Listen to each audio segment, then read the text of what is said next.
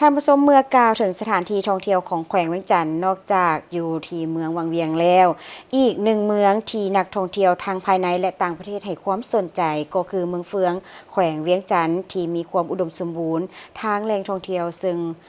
เป็นเมืองที่ได้รับสมญานามว่าเป็นสวรรค์ถึงดินสมญานามสวรรค์ถึงดินที่ได้รับจากนักท่องเที่ยวทั้งภายในและต่างประเทศอีกสถานที่หนึ่งก็คือเมืองเฟืองแขวงเวียงจันทน์ด้วยทัศนียภาพของธรรมชาติที่สวยงามโดดเด่นด้วยภูผาหินปูนน้อยใหญ่ตั้งสง่ากลางทุ่งนาและอ้อมรอบไปด้วยสายน้ำลีกมีเรื่องเล่าผาทอนอคำที่ซาลือกันมาแต่เหิงนานเป็นดินแดนวิเลศลที่มีประวัติศาสตร์อันยาวนานนอกนั้นสถานที่พักเซาส่วนใหญ่เป็นเฮือนแพติดกับแคมน้ำเห็นให้ผู้มาเที่ยวยามได้อ่อนซ้อนกับธรรมชาติอันบริสุทธิ์เพลิดเพลินกับกิจกรรมล่องเรือตักบาตรอยู่แคมน้ำและสัมผัสกับอากาศเย็นๆจากหมอกบางๆที่ปกคลุมหน้าน้ำและอ้อมรอบภูผาในฤดูหนาวมีหัวข้อว่าค้นหาตำนานสืบสารมูลเสื้อ30,000ตูบเฟืองลือเลืองผาท่อนอคำปริศนาแดนวิลสนบาดนี้ลือเลืองผาท่อนอคำปริศนาคือดังข้าเจ้าเล่าหั่นแหละผาตึงผาเลืองผาท่อมีนอคำปริศนาเป็นคำลึกลับถือว่าคือได้เล่าผ่านมาว่า3ผาอันนี้ถือว่าเฮาจะขาดผาใดบ่นึงผานึงบ่ได้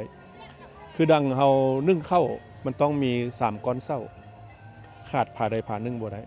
ถ้าว่าเฮาขาดผาใดเฮาไปทำลายผาใดผานึงจะเฮ็ดให้เมืองเฟืองคนบ่มาเบิ่ง3ผาแล้วก็สมัยต่อสู้จังเป็นวิรชนเพราะว่านักรบพวกเฮาปราชญ์พวกเฮาอยู่เรียบตามอันนี้รักษาอันนี้3เผ่าเปรียบเหมือนตัวนึงผานึงเอิ้นว่าเราลุ่มเราเทิงเราสูง3เผ่าเดี๋ยวนี้มี50เผ่าถือว่า3เผ่านี้มีความสามัคคีพุ่มลุมกันคือดังเพลงเผ่าเราเราเทิงเราสูงเราลุ่ม3เผ่านี้ถือว่าขาดบ่ได้นอกจากความโดดเด่นที่กล่าวมานั้นเมืองเฟืองได้มีสวนวัฒนธรรม30,000ตูบเฟืองตั้งอยู่บ้านนาทัวเมืองเฟืองแขวงเวียงจันทน์ได้เปิดให้บริการแก่นักท่องเที่ยวอย่างเป็นทางการในท้ายเดือนธันวาปี 2025 ที่ผ่านมาจากจุดที่ตั้งของสวนนี้สามารถแนมเห็นผาทอนอคำส่วนแห่งนี้ได้เริ่มบุกเบิกและสร้างสามาแต่วันที่ 16 ตุลาคม 2024 เป็นต้นมาปัจจุบันนี้มีผู้ประกอบการ 19 หัวหน่วยมีเฮือนชนเผ่าต่างๆทั้งหมด 27 หลังคาในนั้นมีเฮือนชนเผ่าลาวเดิม 16 หลังเฮือนเผ่ากุมมุ 5 หลังเฮือนเผ่าโมง 3 หลังเฮือนเผ่าอาคา 1 หลังเฮือนเผ่าอิวเมียน 1 หลังและเผ่าลือ 1 หลังมีห้องนอนทั้งหมด 34 ห้องซึ่งสามารถรับแขกได้20ห้องมีตูบเฟืองจำลอง 8 ตูบมีห้านขายเครื่องทีละนึกและเครื่องต้อนต่างๆห้านอาหารและกาเฟไว้บริการซึ่งได้กลายเป็นสถานที่แหล่งท่องเที่ยวแบบถาวรส่วนวัฒนธรรม30,000ตูบเฟืองจะเป็นทั้งตลาดกลางคืนเปิดให้บริการนักท่องเที่ยวทุกๆวันเป็นบ่อนจัดงานเทศกาล30,000ตูบเฟืองประจำปีของเมืองทุกๆปีพ่อแม่พวกเฮาสอนพวกเฮาว่าลูกเอ๋ยถ้าว่าลูกอยากกินข้าวให้ลูกเฮ็ดให้ใส่แปรผาถ้าว่าลูกอยากกินข้าวให้ลูกเฮ็ดนาใส่ไปไหมถ้าว่าลูกอยากกินข้าวให้ลูกเลี้ยงไก่ใส่เล้าเข้าพี่แล้วจังส่งให้สายเด้อหมายความว่าเฮาต้องรักษาผาย้อนเฮามีภูผาป่าไม้ที่อุดมสมบูรณ์จังเฮ็ดให้น้ำไหลตลอดปีรักษาสิ่งแวดล้อมอากาศก็สมชื่นคนมาเบิ่งภูผาป่าไม้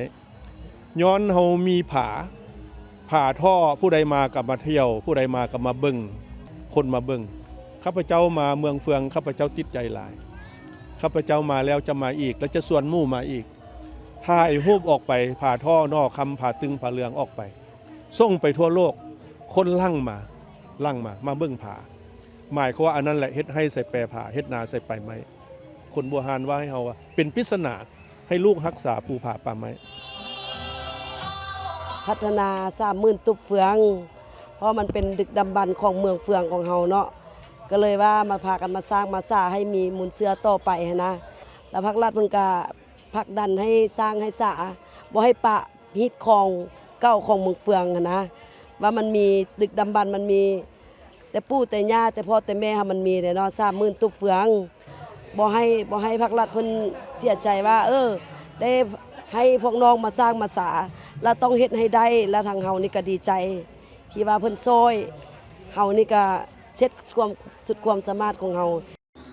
เพื่อเป็นการซุ้มยู่และส่งเสริมเวียกงานการท่องเที่ยวให้คึกคืนและแบบมีเอกลักษณ์หนึ่งเดียวเป็นการอนุรักษ์รักษาและส่งเสริมวัฒนธรรมที่เป็นแบบแผนดำรงชีวิตที่เป็นเอกลักษณ์ติดพันกับประวัติศาสตร์ความเป็นมาของ 30,000 ตู่เฟืองเมืองเฟืองยังได้จัดเทศกาล 30,000 ตู่เฟืองบุญมโหฬารบั้งไฟใหญ่ประจำปีการบริการล่องเรือชมธรรมชาติตามน้ำลีกการใส่บาตรของนักท่องเที่ยวอยู่ตามเรือแพแคมน้ำและบุญประเพณีของแต่ละชนเผ่าภายในเมืองเพื่อกระตุ้นการท่องเที่ยวดึงดูดนักท่องเที่ยวเคียงคู่กับการสร้างรายรับให้ชุมชนก็คือผู้ประกอบการ